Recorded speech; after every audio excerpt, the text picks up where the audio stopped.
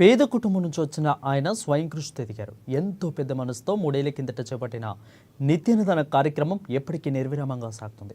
Congress party Hyderabad assembly incharge Kandi Srinivas Reddy America నుండి ఆదిలాబాద్కు వచ్చిన తర్వాత కేసర్ ఫౌండేషన్ను స్థాపించి దాని ద్వారా అనేక సేవా కార్యక్రమాలు సాగిస్తున్నారు. అందులో భాగంగా 3 సంవత్సరాల కిందట ప్రారంభించిన నిత్యాన్నదాన కార్యక్రమం ఎలాంటి ఆటంకం లేకుండా సాగుతుంది.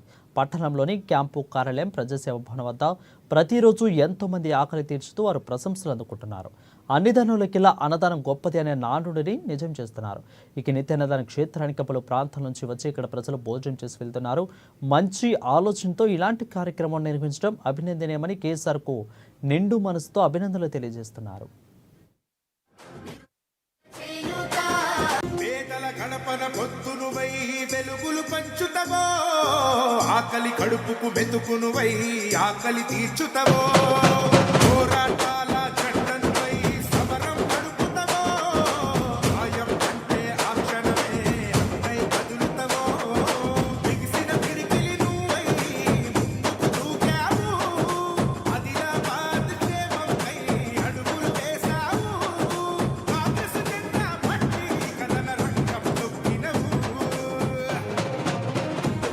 శ్రీలంక నీ వెంట నిరుపేదల చేయూత, కన్నీ సీనన్న మాకు నువ్వే కొండంట, శ్రీలంక నీ వెంట నిరుపేదల చేయూత, కన్నీ సీనన్న మాకు నువ్వే కొండంట.